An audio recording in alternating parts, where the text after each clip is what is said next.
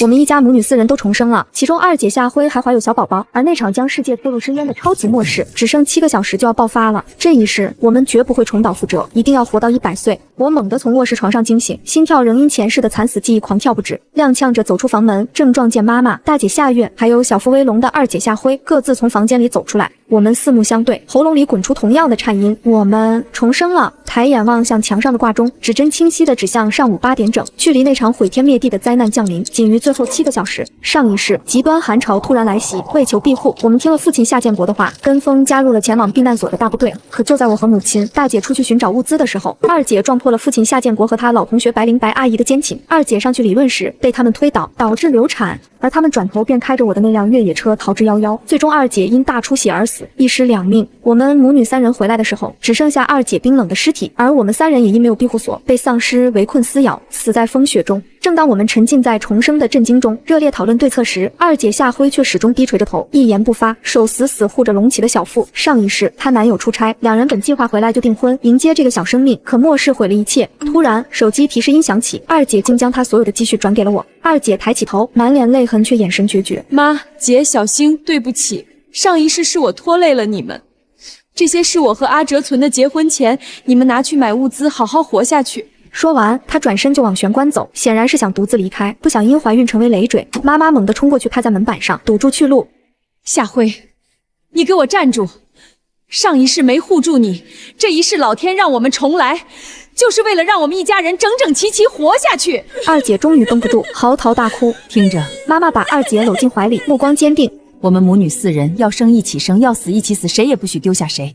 我和大姐也冲上去，4人紧紧抱成一团。哭过之后，理智迅速回笼。现在距离末世爆发还有不到7个小时，既然要活，就得有筹码。妈妈突然摘下外婆传下来的帝王绿吊坠。小时候听说这玉有灵性，上一世临死前她好像闪过光。妈妈立刻咬破指尖，滴血在玉上，我们3人也紧随其后。4滴血渗入的瞬间，一道绿光炸开，脑海深处竟凭空浮现出一个巨大无比的空间，足有10个足球场大，且时间静止。有了空间，底气瞬间足了。我眼中闪过一丝狠戾。我记得上一世末世后有个传闻，我们顶楼1003其实是个贪官藏匿赃款的地方，里面囤积了大量现金和大量金条。那个人渣后来就是靠着这笔钱在末世初期换了无数物资。既然重生了，这笔不义之财我们替他收了。时间紧迫，我们母女4人立刻行动，避开监控，带上开锁工具，直奔顶层1003。楼道里静悄悄的，我们来到那扇厚重的防盗门前。我深吸一口气，将开锁工具探入锁孔，打开了大门。客厅极尽奢华的欧式装修，水晶吊灯在微光下闪烁着冷光，但我没空欣赏这些。凭借着做保镖的经验，我直奔书房，手不断在书柜上摸索。果然摸到一个不起眼的按钮，随着按钮按下，巨大书柜缓缓移动，露出了一个隐藏的通道。我们走进去，打开灯的那一瞬间，所有人都倒吸了一口凉气。整整齐齐的100元大钞像砖头一样堆满了整个暗室，视觉冲击力强到让人眩晕。而在钞票旁边还码放着几10根沉甸甸的金条，散发着迷人的金色光泽。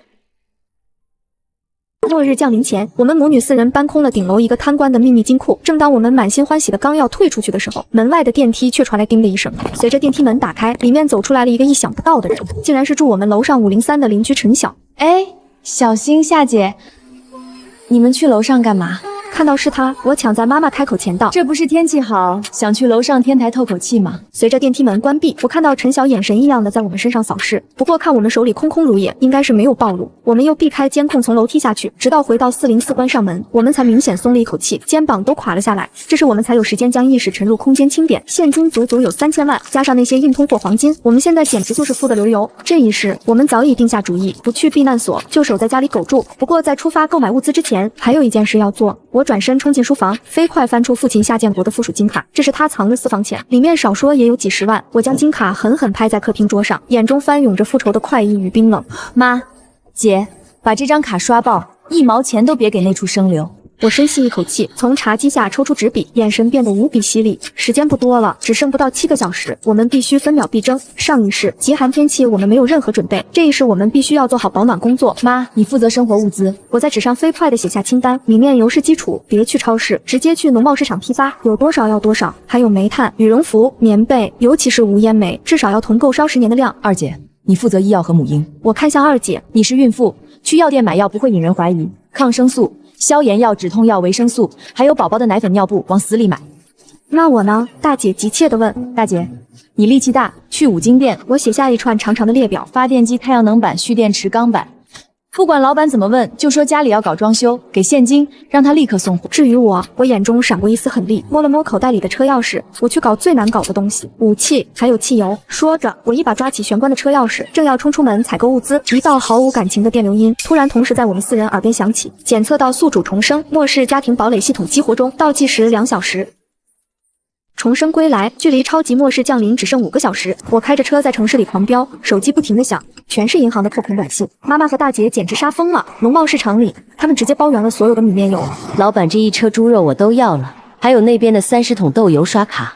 二姐那边更狠，她扫荡了全市最大的药店和母婴店，抗生素、止痛药，甚至手术刀，只要是能买的，通通装进空间。而我正站在城郊的一个地下黑市仓库里，面前是堆积如山的防爆盾牌、高压电网组件，还有我最急需的50吨柴油发电机专用燃油。美女，现在要货这么急，价格得翻倍啊！满脸横肉的老板吐了个烟圈，眼神贪婪地看着我，这是要坐地起价。要是以前，我或许会忍，但现在末世都要来了，钱就是废纸，翻倍。我冷笑一声，直接从包里掏出整整200万现金，狠狠砸在桌上。钱给你，货我要立刻拉走，如果不干。说着，我反手从腰间抽出那根特制的伸缩电棍，滋啦一声，蓝色的电弧在空气中爆裂。这根棍子先落在你头上。老板被我眼中的杀气镇住了，咽了口唾沫。行，马上装车。刚说完，手机突然响了，是大姐打来的。她告知部分速食产品商家缺货，补货会在1小时内送到家里。当我开着车回到小区时，脑海里的系统提示音再次响起：末世家庭堡垒系统激活倒计时40分38秒。望着系统倒计时，不到最后一刻，我的心仍紧绷着。距离末世降临只剩最后2小时，我望着自家只有200平的房子，决定把邻居出国多年空置的403室打通，以便拓宽活动空间。妈妈和大姐正拎着冲击钻、撬棍等装修工具往家里走，我抱着最后一摞钢板紧随其后，刚要合上防盗门，一只手却突然从门缝里伸进来，死死扣住了门框。末世家庭堡垒系统激活倒计时20分59秒，防盗门刚要合上，一道肥胖身影便蛮横挤了进来，是对门的王婶。他目光先落在我们手里的工具上，满脸好奇地探头追问：哟，小夏，你们娘仨拿这些家伙事儿干啥？这是要搞装修啊！说着，他那张刻薄的脸径直探进屋内，小眼睛像探照灯般扫过客厅还没来得及收入空间的堆积如山的物资箱，贪婪的光几乎要溢出来。小夏他妈，你们家发横财了？买这么多是要开小卖部？王婶的目光死死粘在物资箱上，我冷冷瞥了他一眼，用力将人推出去，猛地关上门。门外传来王婶气急败坏的咒骂，我懒得理会，转身和妈妈、大姐继续用冲击钻和撬棍破墙。冲击钻的轰鸣与钢板敲击声交织，喧闹中剧烈的砸门声骤然响起。王婶尖利的叫喊刺破嘈杂：住手！你们违规改造，还吵得人没法待！我示意家人停手，刚走到门边，就听见门外除了王婶，还有男人粗哑的声音。透过猫眼一看，我心头一沉，王婶竟带了他混社会的儿子赵大勇，还有几个混混，几人攥着撬棍，单手凶神恶煞地堵在门口。开门！我怀疑你私占房屋，必须检查！王婶扯着嗓子叫嚣，笃定我们4个女人好欺负，竟然想以非法占用房屋为借口，趁机敲诈我们的物资。我紧攥着身后的电棍，冷声道：我已向物业报备，你们无权闯入，再闹我就报警了。赵大勇嗤笑一声，手里的撬棍直接插进了门缝。小姑娘还挺硬气，等我们进去，看你还怎么嘴硬。说着，他就招呼其他混混一起发力，狠狠撬动门板。哐当，防盗门发出不堪重负的变形声，门板被撬得微微凸起，缝隙越来越大。妈妈和大姐吓得脸色惨白，紧紧握着提前备好的菜刀，身体却控制不住的发抖。我将妈妈和大姐护在身后，握紧电棍，眼神冰冷地盯着门缝，做好了殊死一搏的准备。前世失去家人的痛苦还在心头灼烧，这一世谁也别想伤害他。就在赵大勇再次发力，撬棍即将彻底撬开房门的瞬间，一道清晰的机械音突然在我们脑海中响起，宛如绝境中的天籁。末世家庭堡垒系统已激活，检测到家园遭受入侵，新手大礼包自动开启，1级合金防御堡垒覆盖。紧接着，一道肉眼可见的银色流光瞬间席卷全屋，原本摇摇欲坠的防盗门瞬间变成了一整块充满科技感的银灰色合金防盗门。赵大勇还没反应过来，手里的撬棍刚碰到门板，滋啦一声，一股恐怖的高压电流顺着撬棍反射而上，几个人瞬间被弹飞3米远，浑身抽搐，口吐白沫，头发都竖了起来。我冷冷地看着门外惊恐倒地的众人，嘴角勾起一抹冷笑，想抢劫？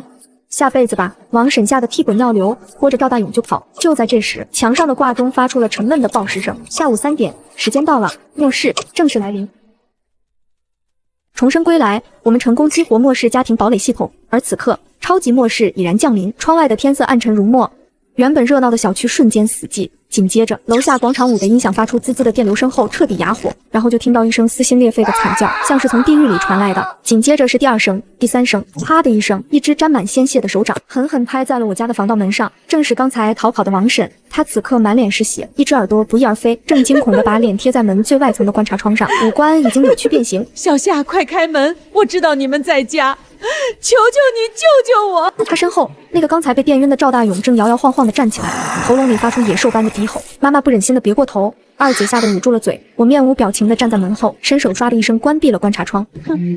救你！刚还想抢我们物资，现在竟然有脸来求救，你就在外面好好享受吧。夏星，你个没良心的，我做鬼也不会放过你！王婶见我不开门，开始恶毒的咒骂，手里捡起一块砖头疯狂砸观察窗。但这可不系统加固过的合金防盗门，连火箭筒都轰不开，何况砖头。我点开系统的全息监控屏，上帝视角下，门外的一切清晰可见。王婶骂着骂着，声音突然变了，她脖子上的血管变成了诡异的黑色，像蚯蚓一样疯狂蠕动，爬满了整张脸。她的瞳孔瞬间扩散，眼白翻起，指甲暴长3寸，在合金门上抓出令人牙酸的滋滋声。下一秒，他猛地转身，扑向了路过巡逻的保安，一口咬在了对方的脖子上，鲜血喷溅，小区彻底沦为了修罗场。此时，二姐的电话突然响起，二姐夏辉手里握着电话，脸色惨白如纸。就在刚才，她终于联系上了身在外地的男友林哲，可还没来得及说话，那边就传来了一阵急促的奔跑声和撞门声，最后只剩下一句嘶吼：夏夏，躲好，千万别出来！随即，信号彻底中断，末世刚至，小区已经逐渐沦陷，现在又有更大的危机等着我们。上一世超级末世降临，人类率先发生变异，气温更是一夜骤降至零下60度。不久后，气温又骤然回升，天地间的动植物也接连开启变异之路。而这一世末世才刚刚开始，小区里的惨叫声就整整回荡了一夜。第二天清晨，原本喧闹的业主群死一般的寂静，只有偶尔弹出的几条求救信息，证明还有幸存者。救命！我家门口有怪物！谁有吃的？我愿意出10万买一包泡面。看着群里的消息，我冷漠地把手机调成震动。此时，我们脑海中突然响起了清脆的系统提示音：新任务发布，在家庭堡垒内生存72小时，任务奖励：初级自动反击炮台1架，开放系统兑换商城，反击炮台。这可是好东西！我看着窗外游荡的丧尸，嘴角上扬。此时，屋内的恒温系统正在运作，尽管外面已经开始降温，屋里依旧温暖如春。妈妈正在用空间里的新鲜食材做皮蛋瘦肉粥，香气扑鼻。突然，我的手机震了起来，是夏建国的电话。我接起，还没来得及开口，他就急切地喊：星星，我是爸爸，我快饿死了，你们是不是刷我的卡买物资了？赶紧分我点儿！我冷笑一声回怼：想要物资？你做梦！说着便挂断电话，下一秒夏建国的信息就弹了进来。行，你不想给是吧？你给我等着！从现在起，我们是死人，谁敲门都不开。我一边喝粥，一边再次告诫家人。然而树欲静而风不止，3天后，城市水电全断。气温像坐过山车一样，一夜之间骤降至零下60度，刺骨的寒意裹着狂风撞在窗上，眨眼间玻璃就凝出了厚厚的冰花。就在这冰寒彻骨的时刻，我们母女4人的脑海里同时响起清脆的系统提示音：恭喜宿主完成72小时生存任务，系统奖励已发放，外界已是人间炼狱。很多幸存者不是被咬死，就是被冻死。而我家因为有系统的能源核心，电力充足，甚至还能洗热水澡。就在这时，监控屏幕上，2个裹着破棉被、冻得哆哆嗦嗦的身影，正鬼鬼祟祟地摸到了单元楼门口。渣男老爸竟然带着小300回来了。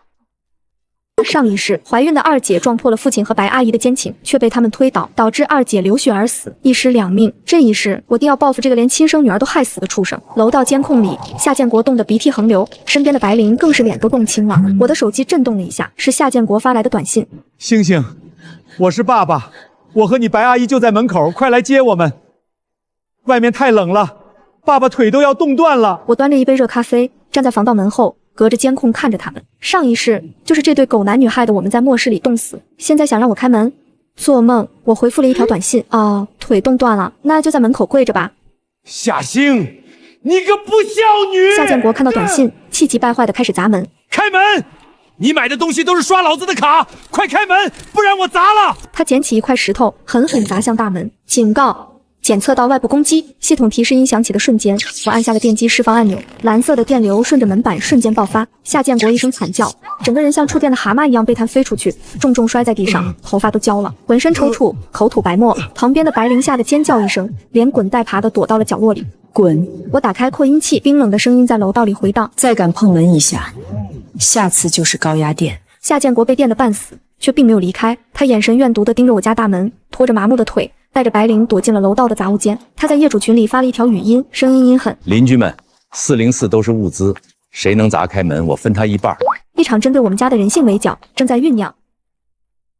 超级末世来临，比丧尸更可怕的是人心。夏建国说我们家囤积了物资的语音在群里发酵，饥饿和寒冷让所有人红了眼。但慑于我家那扇会放电的门，暂时还没人敢当出头鸟。直到那天下午，对面楼302的男生因为精神崩溃，在阳台上大吼大叫，引来了尸群。男生的父母开着一辆装满物资的货车冲进小区救援，却被困在尸潮中。救命！谁来帮帮我们？车里有吃的，只要救我们吃的都给你们。男生父亲绝望的大喊，这一嗓子却炸出了小区里潜藏的恶。那些幸存者没有去帮着杀丧尸，反而因为嫉妒有人能逃生，疯狂的从楼上扔花盆砸砖头。让你们跑，这下跑不掉了吧？哈哈哈哈哈哈！把物资留下，你们就等着喂丧尸吧。货车挡风玻璃被砸碎，失控撞在墙上，丧尸蜂拥而上。而楼上的男生看见父母丧命，疯狂尖叫，引来了丧尸群。最后一家3口在绝望的惨叫中被撕成了碎片。而那些邻居竟然在楼上欢呼，目睹全程的大姐下跃气得浑身发抖，眼泪止不住的流。他们怎么能这样？我紧紧握住她的手。姐，这就是末世，除了家人，谁都不能信。就在这时，系统的警报灯突然亮起刺眼的红光，警告：检测到高浓度血腥位源。丧尸吸引力提升300%。我猛地回头，发现大姐的裤子上渗出了一片嫣红。极寒天气导致大姐生理期提前，那股浓重的血腥味在密闭的空间里散开。对于丧尸来说，这简直就是黑暗中的灯塔。楼下原本游荡的丧尸突然停下脚步，齐刷刷地抬起头，死灰色的眼睛死死盯着我们所在的4楼。他们闻到了尸潮，开始攻楼了。快！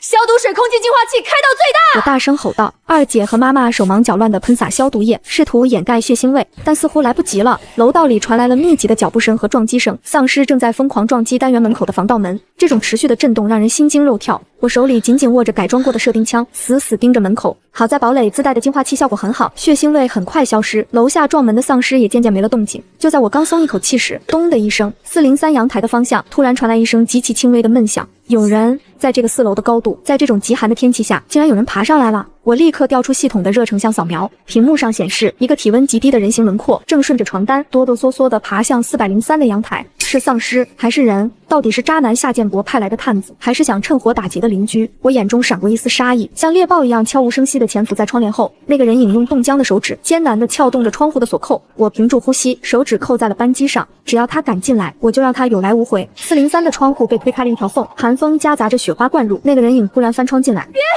杀我！被我抵着喉咙的竟然是楼上503的邻居，那个平时看起来很社牛的女孩陈晓。我放开她，她浑身挂满冰渣，嘴唇冻得发紫，睫毛上都结了霜。见到是我，她哆哆嗦嗦地举起双手，手里还紧紧攥着一个塑料袋。我是来送东西的。我皱眉保持警惕。送什么？陈晓颤抖着打开袋子，里面竟然是几包草药。我是中医世家，我想起来你二姐肚子大了，是孕妇吧？这种极寒天气，孕妇最容易受寒流产，这是安胎暖宫的草药和方子，还有女生经期延长的方子。我愣住了，在这个为了半块饼干都能杀人的末世，竟然还有人冒着冻死的风险来给陌生人送药。二姐夏辉感动的眼圈都红了，连忙把陈晓扶起来，给她倒了一杯热水，确认对方善意后，我给了陈晓一袋无烟煤作为回礼，两家正式建立了互助关系。临走前，陈晓喝了一口热水，脸色凝重地对我说：夏星，你们要小心，我之前在楼道里听到你爸跟几个混混聚在一起，他们手里好像有自制的土炸药，正在商量怎么炸开你们家的防盗门。他们说今晚就要动手。炸药？夏建国这个疯子为了抢物资，竟然想把整栋楼都炸了。我眼中寒光一闪，看向系统的防御面板，既然你们找死，那就别怪我心狠手辣了。今晚我就送你们一份大礼。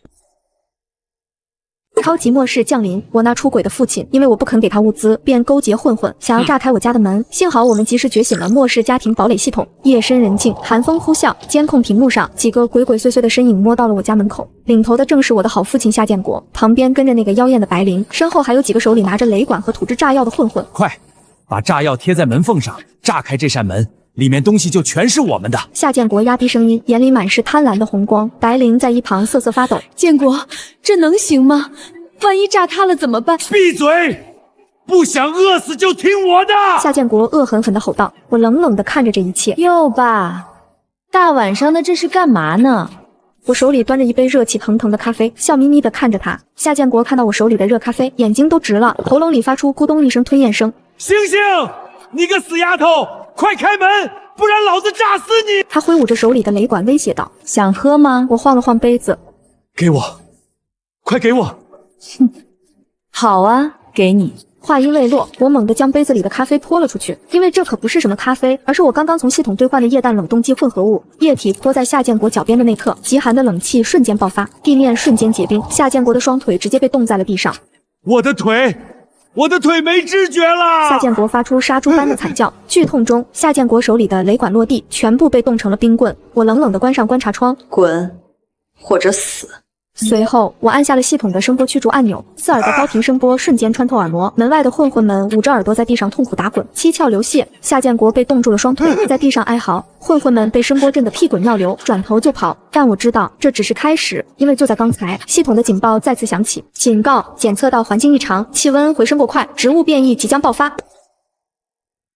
我们母女4人重回超级末世前，这次我们准备周全，更激活了末世家庭堡垒系统这张王牌。至于那个上一世搂着小三，眼睁睁看着二姐流血死亡的渣男老爸，这一世成了只能瘫在楼道杂物间里哼哼的废物。可门外和他一起来的小三白灵显然还不死心，竟然心生毒计。他跑到楼道口，扯着嗓子大喊大叫：“救命啊！杀人了！夏星杀他亲爹了！快来丧尸咬死他！”他是想引来丧尸，跟我们同归于尽。这女人够狠，但她不知道，我早就防着这一手。系统开启声波模拟功能。我在脑海中冷冷下令，声波模拟已启动，目标音源变异狮王嘶吼，播放范围楼道区域。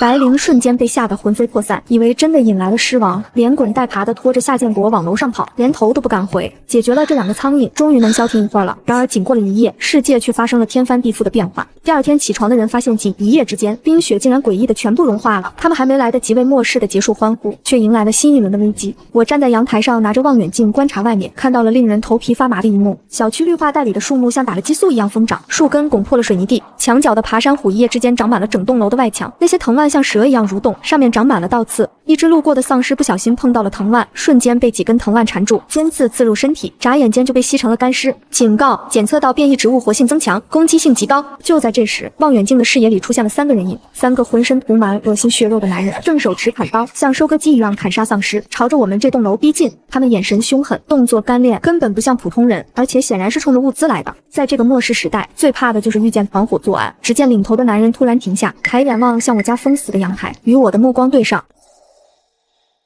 警告，系统检测到进化者，危险指数3级，当前1级合金防御堡垒有可能被打破。我通过系统的全息监控看到，他们快速爬上403的阳台，只听砰的一声，隔壁空房的阳台玻璃直接被砸碎。那3个男人动作利索的翻了进来，领头的男人身高1.85米，肌肉线条流畅，手里的砍刀还在滴血。旁边的胖子背着一把消防斧，眼神警惕。还有一个年轻的，手里拿着一根改装过的钢管。这3个人绝对是末世里的狠角色。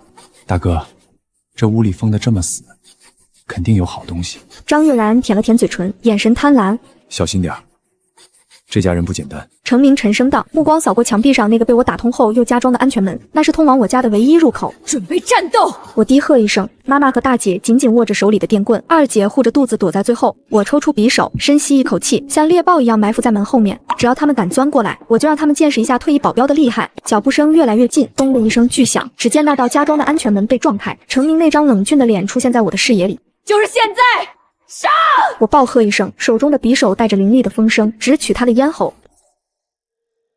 然而程明的反应快得惊人，在千钧一发之际举起砍刀挡住了我的匕首，巨大的冲击力震得我虎口发麻。练家子。程明眼中闪过一丝惊讶，随即变得更加凶狠。他反手一刀劈来，势大力沉，我侧身避开，系统辅助瞄准开启，红色的准星锁定他的关节，我连续出拳击打他的肋下和腋窝，但这家伙皮糙肉厚，竟然硬扛了下来。反手一个擒拿扣住了我的手腕，我不甘示弱，一记膝顶撞向他的小腹。狭窄的空间里，我们2人拳拳到肉，打得难解难分。虽然有系统辅助，但程明的实战经验太丰富了，那是从死人堆里爬出来的杀气。就在我们僵持不下时，门后面又钻进来2个人影，老王和张悦然。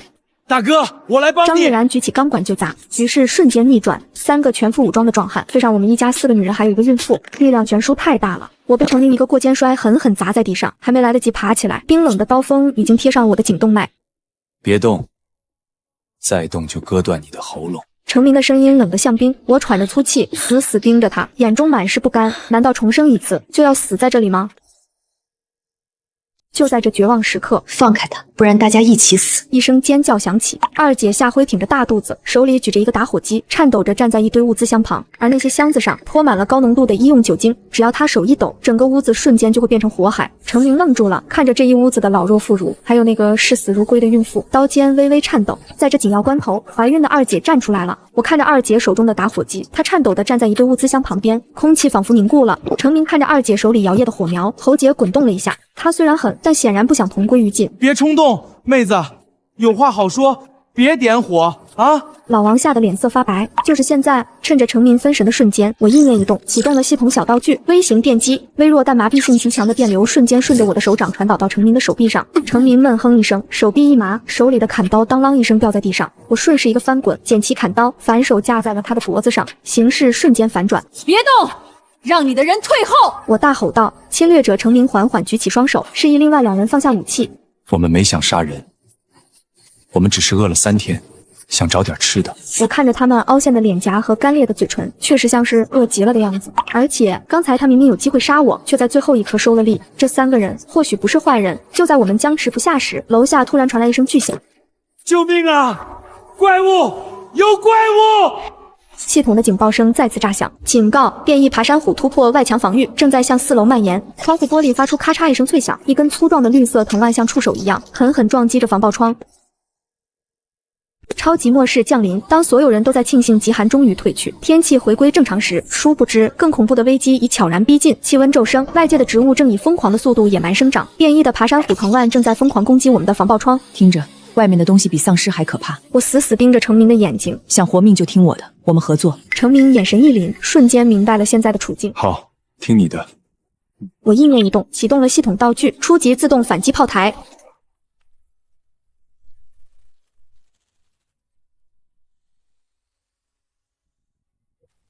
变异爬山虎瞬间被击碎，没有再攻击4楼，而是远远的绕开。屋里的人全部被这一幕惊得说不出话，程明3人更是一副见了鬼的表情。他们没有和我说关于进化者的事，我也并不想和他们解释关于系统的一切。不过误会很快解除，他们也只是出来寻找物资，看到4楼防护不错，来碰碰运气的。现在见识了反击炮台的威力，程明3人申请留下来。我犹豫再三，还是答应下来。不过双方迅速达成协议，3人组暂住隔壁空房，负责外围安保和清理丧尸，而我们母女4人只负责提供部分食物和水。这种微妙的同居生活开始了。有了这3个战斗力强的队友的加入，我们的生存压力骤减。脑海中系统提示音响起，检测到强力盟友加入，升级成为2级合金堡垒。系统奖励生态种植箱、医疗模块解锁。看来这步棋是走对了。和程明他们达成同居协议后，日子久违的安稳下来。有3个免费高级保镖，再加上我们母女4人掌控的末世家庭堡垒系统，这房子固若金汤。妈妈靠系统生态种植箱种新鲜小白菜，大姐监控防御数据，二姐用医疗模块监测胎儿情况。我也终于能睡个安稳觉。不过我却在考虑另一件事，团队的扩大竟然可以提升家庭堡垒的等级，而随着末日时间越来越长，外面可用的物资都会变质。为了将来升级堡垒时不坐吃山空，我和3人组决定外出搜集物资。可就在我们外出补充物资，家里只剩母女3人的时候，一直躲在楼上苟活的夏建国和白灵似乎觉得机会来了，这2个人竟然拿着撬棍偷偷从楼上的阳台摸了下来。一直苟延残喘的夏建国和白灵看到我们主力全出，以为家里只剩3个弱智女流，终于按捺不住了。大姐夏月看着监控屏幕上2个鬼鬼祟祟的身影，正顺着外墙的排水管试图撬开厨房的后窗。哼哼，当家里没男人就好欺负。大姐坐在控制台前，手指在虚拟键盘上飞快敲击，嘴角勾起一抹冷笑。妈，二妹，准备干活。家庭联防警报触发，入侵者锁定。大姐按下了红外感应陷阱的启动键，正费劲巴拉往上爬的夏建国突然听到咔嗒一声轻响，紧接着窗框上方隐藏的喷头瞬间喷涌出一股浓烈的红色烟雾，这是系统特制的防狼辣椒喷雾，浓度是普通的10倍。我的眼睛啊，辣死我了！夏建国和白灵被呛得鼻涕眼泪横流，在半空中的排水管上拼命扑腾，像2只被烟熏的猴子。但这还没完，以前的二姐温柔软弱，重生一次，她比谁都恨这对狗男女。二姐挺着大肚子，淡定地按下了另一个按钮，高压水炮。只见一道强劲的水柱精准地击中了2人，巨大的冲击力直接把那2坨垃圾冲了下去，重重摔在2楼的平台上，摔得7荤8素。哎呦，我的腰！夏建国躺在地上哀嚎。就在母女3人准备松一口气时，大姐的脸色突然变了。糟了！巨大的动静和惨叫声在寂静的小区里传得太远了。楼下的阴影里，无数双猩红的眼睛亮了起来。丧尸群被引来了。上一世，我们母女4人死状凄惨，有幸重回末世降临前，我们都清楚，丧尸对声音有着极强的感知力。此时我在物流园杀得正欢，突然心头一跳，系统面板弹出了红色警报，警告：家庭堡垒遭遇尸潮围攻，请宿主立即返回。快回家！程明他们虽然不知道发生了什么，但看我脸色不对，立刻跳上车往回狂飙。而此时的家里情况已经失控，楼下的丧尸像叠罗汉一样，顺着排水管和空调外机往上爬，目标直指摔在2楼平台的夏建国和白灵。救命啊！未婚月月，我是爸爸啊！快拉我上去！夏建国看着脚下密密麻麻的尸群，吓得魂飞魄散，拼命拍打着2楼住户的窗户，但那里早就没人了。妈妈站在4楼的窗前，冷冷地看着这一幕。上一世，我们母女在冰天雪地里被丧尸围困时，你正搂着白灵在谈情说爱。天道好轮回，苍天饶过谁？一只变异丧尸猛地跳上平台，求生的本能让他做出了最恶毒的举动。他一把抓住了身边的白灵，用力把他推向了丧尸张开的血盆大口。你去死！你替我挡着！夏建国，你个畜生！白灵尖叫着，指甲狠狠抓在夏建国脸上，两人在生死关头扭打在一起，简直是一出狗咬狗的好戏。最终，尸潮淹没了他们。那个曾经不可一世、抛妻弃女的男人，就这样在无尽的悔恨和痛苦中变成了一堆烂肉。当我们赶回小区时，正好看到这血腥的一幕：渣男死了，大快人心。但我们没空庆祝，因为更大的危机已经降临。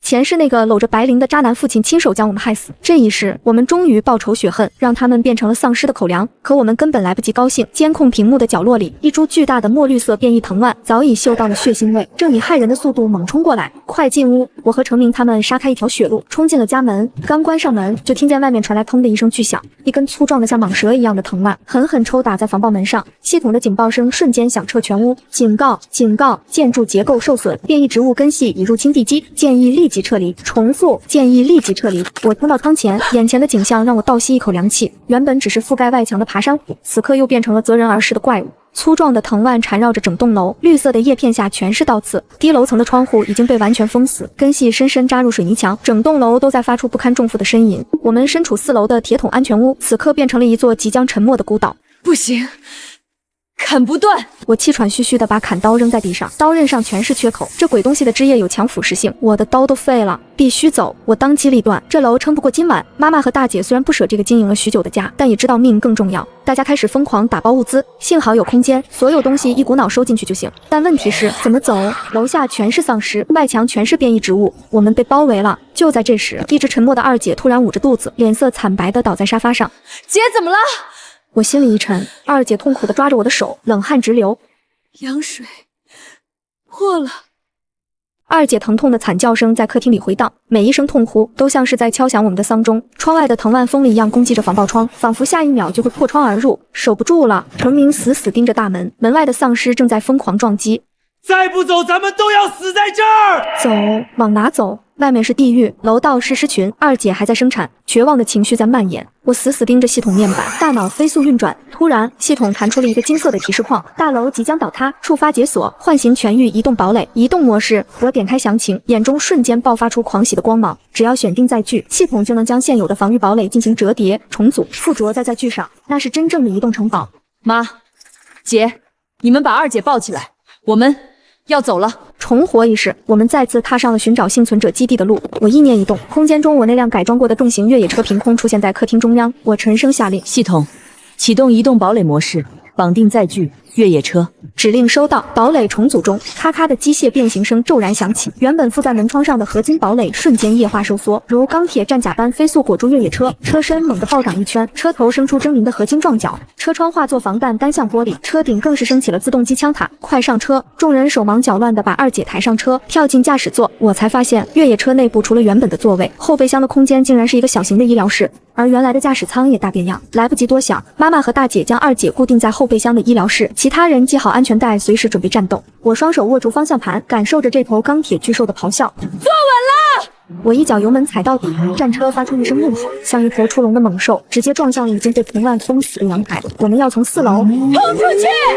失重感瞬间袭来，战车破墙而出，在空中划出一道抛物线，下方是密密麻麻的尸潮和挥舞着触手的变异植物森林。而在颠簸的车厢里，帮忙接生的大姐突然发出了一声凄厉的尖叫：大出血！救命！战车重重砸在地面上，减震系统发出一声沉闷的咆哮，直接将10几只丧尸碾成了肉泥。但我们没有丝毫喘息的机会。警告：前方桥梁断裂，无法通行。系统的红色警报在挡风玻璃上疯狂闪烁，那是通往农业基地的必经之路。跨江大桥，此刻中间断开了一道足足20米的缺口，下面是滚滚江水和无数张着大嘴的变异水怪。后方变异藤蔓像绿色的海啸一样扑来，车内二姐的惨叫声已经微弱下去，那是力竭的征兆。拼了！我死死握住方向盘，眼中闪过一丝疯狂。系统启动氮气加速，开启喷气推进模式。收到，能源核心满载输出。战车尾部猛地喷出2道蓝色的火焰，速度瞬间飙升到极致。抓紧了！在断桥边缘，我猛地拉起操纵杆，战车腾空而起，像一枚银色的炮弹，呼啸着飞越了那道死亡天堑。失重感让所有人的心脏都提到了嗓子眼。就在战车飞在空中的瞬间，后排传来一声响亮的啼哭：“生了，生了，是个女孩！”妈妈激动地大喊，手里全是血。然而喜悦还没来得及蔓延，只见一只巨大的变异怪鸟突然从空中俯冲而下，利爪狠狠撞击在后窗的防弹玻璃上。玻璃虽然没碎，但巨大的冲击力让车身在空中剧烈摇晃。紧接着，一根从箱底伸出的变异藤蔓趁机击碎了已经出现裂纹的后窗，像毒蛇一样钻了进来。它没有攻击刚出生的孩子，而是卷住了正在护着孩子的老王。老王！张月然撕心裂肺地大喊，藤蔓猛地收缩，要把老王拖出车外，拖进那满是水怪的江里。老王死死抓着车门框，半个身子已经被拽了出去，脸色惨白如纸。别管我，保护孩子！他绝望地松开了手。想带走我的人，做梦！程明怒吼一声，像头暴怒的狮子，不顾一切地扑了过去。他一手死死抓住老王的腰带，另一只手挥舞着我给程明从系统兑换的高频震动匕首，狠狠砍向那根藤蔓。坚韧如钢丝的藤蔓在震动匕首下终于断裂，喷出一股腥臭的绿色汁液。老王惨叫一声，被程明拽回了车里，但他的一条手臂已经被藤蔓上的倒刺刮得血肉模糊，甚至露出了森森白骨。而在断口处，绿色的腐蚀性毒液正在滋滋作响。忍住！我咬着牙控制战车重重落在对岸的桥面上，妈妈迅速拿出空间里的止血带和系统兑换的强化药剂，给老王紧急处理。老王疼得昏死过去，但命保住了。大姐看着全息地图，突然大喊：“前面路不通了！”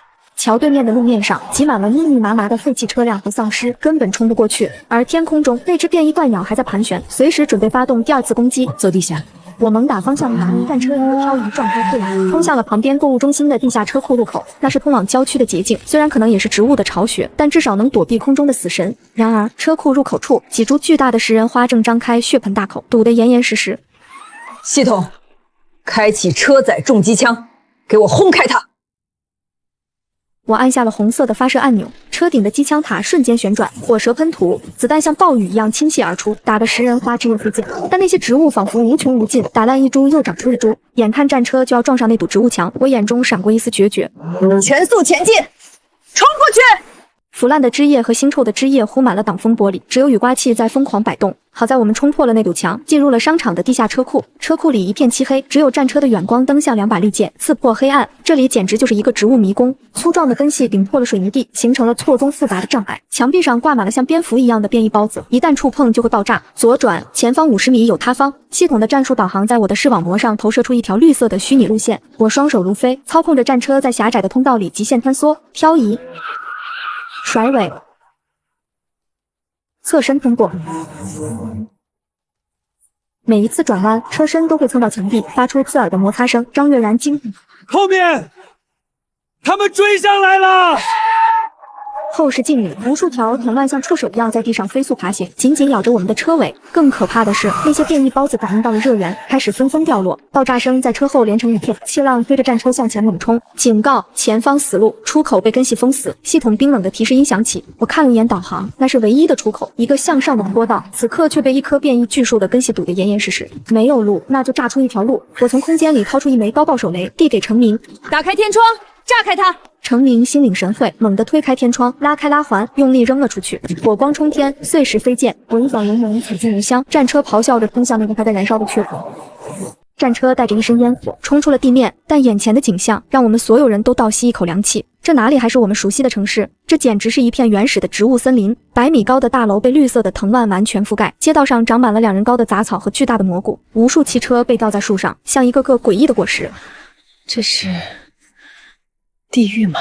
妈妈抱着孩子，声音颤抖。小心！程明突然大吼一声，手中的枪对着天空猛烈射击。这时传来一声刺耳的鸣叫，只见一只翼展足有5米的变异黑鹰，像一颗黑色的流星，穿过密集的树冠，直扑我们的战车。它的爪子像钢钩一样，闪烁着寒光，利爪狠狠抓在车顶的机枪塔上，火花四溅。合金打造的机枪塔竟然被它硬生生抓弯了。紧接着，它第2次俯冲，这次的目标竟是后窗那个破碎的缺口，那里正是妈妈抱着孩子的位置。拦住它！张月然和程明同时扑向后座，试图用身体挡住缺口，但黑鹰的速度太快了。那只锋利的爪子瞬间探入车内，带着腥风直奔襁褓中的婴儿。老王虽然昏迷，但身体本能地动了一下，却无力阻挡。婴儿的啼哭声戛然而止，鲜血溅在了白色的襁褓上。二姐发出一声撕心裂肺的尖叫，不顾刚刚生产完的虚弱，拼命扑向孩子，但一切都发生在电光火石之间。那只黑鹰的利爪收回，带起一串血珠，它并没有抓走孩子，只是为了示威般的划过，但这就足够致命了。妈妈颤抖着手掀开染血的襁褓一角，只见婴儿那娇嫩的像豆腐一样的脸颊上多了一道细长的血痕，鲜血正缓缓渗出。所有人的心在这一刻彻底凉了。在这个充满丧尸病毒的世界，被变异生物抓伤意味着什么？意味着感染，意味着死亡，意味着变异。系统有没有血清？有没有解毒剂？用什么都可以。我在脑海里疯狂呼叫系统，系统扫描中，警告检测到微弱病毒反应，当前系统等级不足，无法兑换高级血清，系统无能为力，无能为力。这4个字像重锤一样砸在我的心上。我们拼了命的逃，杀了那么多丧尸，闯过那么多关，难道就是为了看着这个新生命在还没看清世界的时候就变成怪物吗？别停，冲出去！程明红着眼眶大吼，手里的枪对着天空疯狂扫射，将那只黑鹰打得羽毛乱飞，哀鸣的逃走。我咬破嘴唇，一脚油门踩到底，战车像头发疯的公牛，撞断拦路的巨木，冲出了这片诡异的植物森林，冲向了茫茫荒野。车内死一般的寂静，只有婴儿微弱的哭声。车窗外，荒野的风呼啸着。二姐紧紧抱着孩子，眼神空洞，嘴里喃喃自语：“没事的，妈妈在，没事的。”就在这时，一直昏迷的老王突然抽搐了一下，伤口处蔓延出黑色的纹路。末日来临后，所有人都知道被咬就会变异，直到我重活一次亲眼看见。老王的伤口发黑，高烧不退，但他没有变异。我让程明将他安排到堡垒中新增的医疗室隔离，等待病毒的审判。系统显示他的体质特殊，加上之前注射过强化药剂，正在硬抗病毒。但这并没有让我们感到轻松，因为二姐的状态越来越不对劲了。颠簸的车厢里，她眼神迷离地看着窗外，荒野上零星游荡着几只丧尸，其中一只穿着破烂的蓝色冲锋衣，摇摇晃晃地走着。阿哲，是阿哲！二姐突然激动起来，指着那只丧尸：“停车！那是阿哲，他来接我了，他来接我们的宝宝了！”那确实是灵者的衣服，但那张脸早已腐烂的看不出人形，那只是一只穿着灵者衣服的丧尸罢了。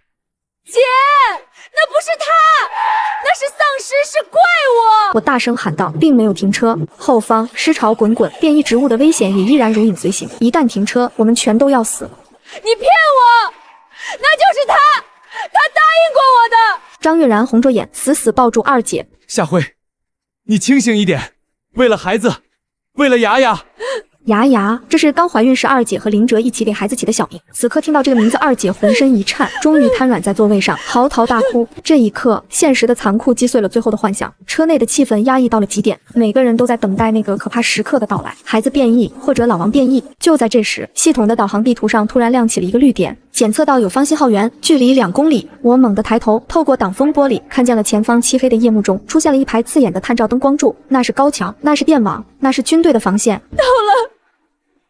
我们到了，战车冲到了基地大门前，全副武装的士兵举枪示意停车，我们获救了。然而当安全员打开车门，手电筒的光照在孩子脸上的那一刻，安全员脸色大变，猛地后退一步，举起了手中的步枪。有感染者，执行清除程序。黑洞洞的枪口冰冷地对准了还在襁褓中的婴儿，那一刻空气仿佛凝固了。不准开枪！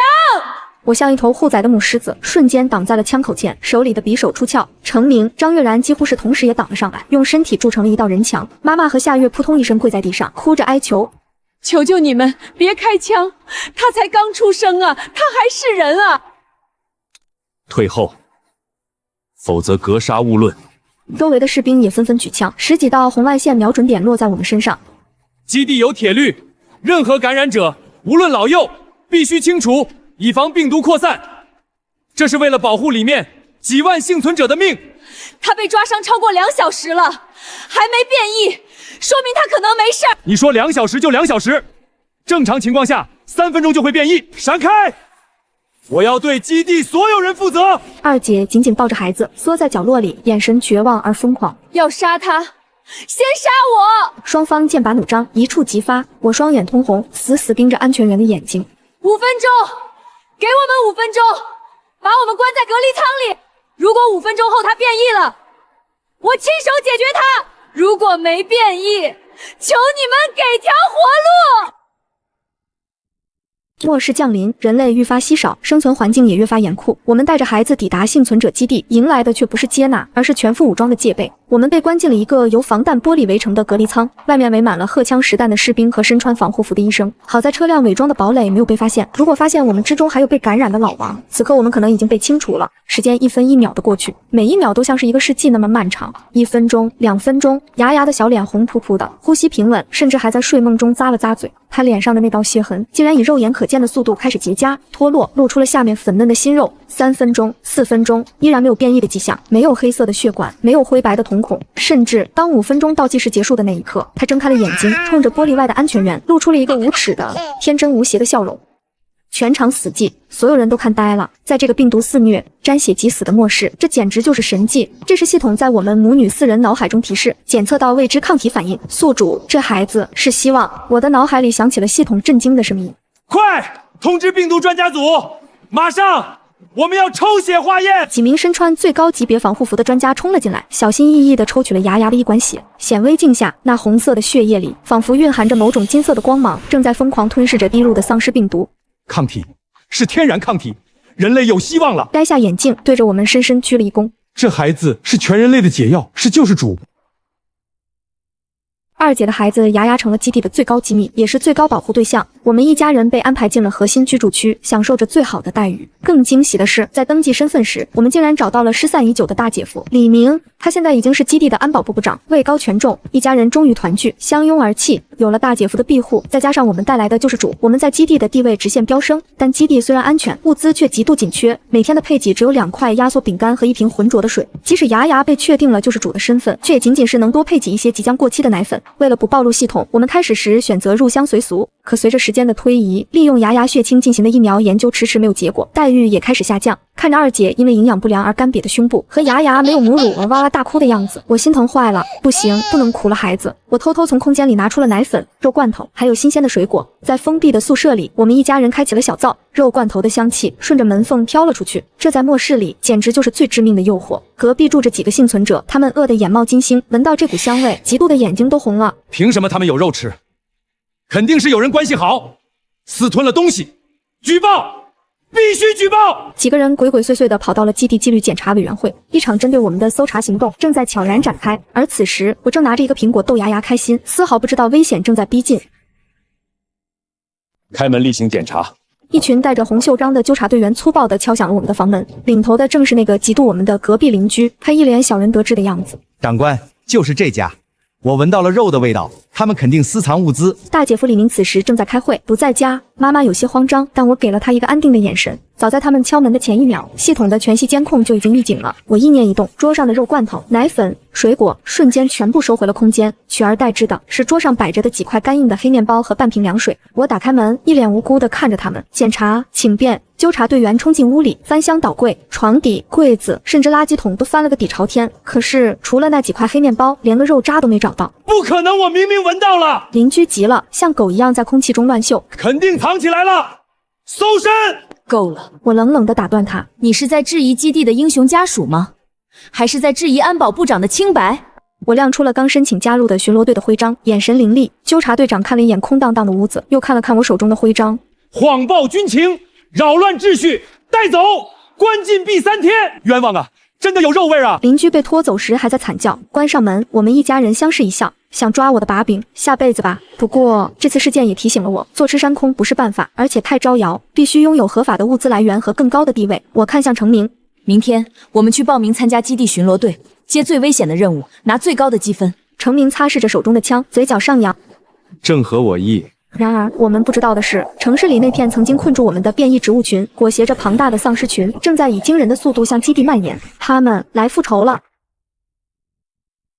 那个举报我们的邻居被关了禁闭，出来后老实多了，看到我们都绕着走。为了光明正大的吃肉，我和程明报名加入了基地最精锐的巡逻队。考核当天，我用一套行云流水的格斗术放倒了3个教官，程明则是枪枪10环，我们直接空降成了小队长。以后我们就是把后背交给对方的战友了。程明递给我一瓶水，眼神里有些不一样的东西。我接过水，笑了笑，别拖我后腿就行。第一次出任务，我们就遇到了硬茬，一只变异丧尸王带着狮群袭击了外围哨所，普通子弹打在他身上跟挠痒痒一样。掩护我！我呼唤系统开启弱点扫描，我大喊一声梅心，那是他的经合位置。程明心领神会，架起狙击枪，在丧尸王扑向我的瞬间，一枪爆头，而我顺势滑铲过去，匕首切断了丧尸王的脚踝，配合完美。我们带着丧尸王的经合回到基地，换取了大量的积分和物资。当着所有人的面，我兑换了2箱午餐肉和1袋大米，大摇大摆地扛回了家。那个邻居看的眼珠子都快掉出来了，但他这次屁都不敢放一个，强者才有吃肉的资格。就在我们庆祝首战告捷的时候，基地的警报声突然响彻云霄，一级警报，一级警报，检测到大规模生物反应。我冲上瞭望塔，眼前的景象让我头皮发麻。地平线上一片绿色的海啸正在涌来，不是海啸，是变异植物。那些曾经困住我们的藤蔓、食人花、巨树竟然拔地而起，像一支有组织的军队，浩浩荡荡地向基地包围过来。他们是来抢夺养料，也就是我们这些活人。好在经过几个月的努力，病毒专家组利用牙牙的抗体，终于研发出了第一批疫苗。所有战斗人员立即接种疫苗！大姐夫李明在广播里吼道。接种了疫苗后，我们不再惧怕丧尸病毒的感染，哪怕被咬伤抓伤，也不会变异，这极大的鼓舞了士气。为了人类，杀！我们不仅要对抗植物，还要清理夹杂在植物大军中的丧尸。我和程明冲在最前线，移动堡垒战车再次发威，喷火器对着藤蔓疯狂喷射。植物怕火，这是常识，但这些变异植物竟然进化出了耐火的表皮，普通的火焰根本烧不透。就在这时，二姐夏辉突然指着监控屏幕大喊：“停下！”那是阿哲。在密密麻麻的丧尸群中，有一只丧尸显得格外呆滞，他穿着破烂的蓝色冲锋衣，脖子上挂着一条银色的项链，在火光中闪闪发光。那是二姐送给林哲的定情信物。他没有像其他丧尸一样疯狂攻击，只是茫然地跟着狮群走，仿佛在寻找着什么。我要去找他，我要带他回家。姐，你疯了！那是丧尸，你会被感染的。我有疫苗，我不怕。二姐拿出一把手枪，那是大姐夫给她的防身武器，而且我答应过他要一直在一起，就算他死了，我也要送他最后一程。同活一世，怀孕的二姐改变了前世血流而亡的命运，但却毅然决然地走入了丧尸群。看着二姐决绝的背影，我叹了口气。二姐，我掩护你。我调转车头，冲向了那片尸海，杀出一条路。废墟之中，二姐终于站在了那只丧尸面前，她轻声唤道：“阿哲。”丧尸听到声音，缓缓转过头，那张脸已经腐烂了一半，眼眶里只有浑浊的眼白。他看着二姐，喉咙里发出呵呵的声音，竟然没有第一时间扑上来咬人，他还残留着一丝意识。二姐泪流满面，缓缓伸出手，摸了摸他冰冷的脸颊。对不起，我来晚了。我平安生下了我们的孩子，她很健康，是一个女宝宝。她叫牙牙。丧尸似乎听懂了，他伸出枯瘦的手爪，想要触碰二姐，却在半空中停住了。他似乎知道自己很脏，很危险。接着他低吼一声，像是催促二姐快走。我不走，我是来送你的。二姐举起手枪，枪口抵住了丧尸的额头，她的手在颤抖，眼泪像断了线的珠子。下辈子别在异地恋了，下辈子早点回家。一声枪响，丧尸倒在了二姐的怀里，那条银色项链滑落，沾满了黑色的血。二姐抱着她，哭得撕心裂肺。二姐亲手埋葬了林哲。当她再次站起来的时候，眼神里已经没有了柔弱，只剩下坚毅。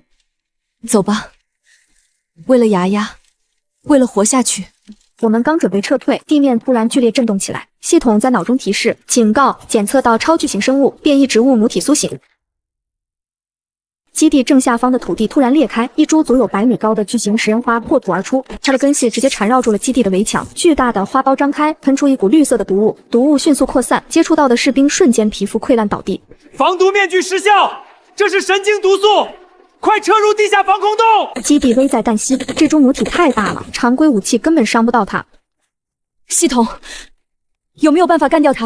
方案检索中，唯一方案利用空间内囤积的50吨燃油，配合系统引导人类留存的卫星粒子炮进行定点打击，但需要宿主深入母体根部，放置定位信标。深入根部，那无异于自杀。可看着被冲破的基地和相继死去的家庭，我无法坐视不管。程明听到我的办法，一把抢过信标。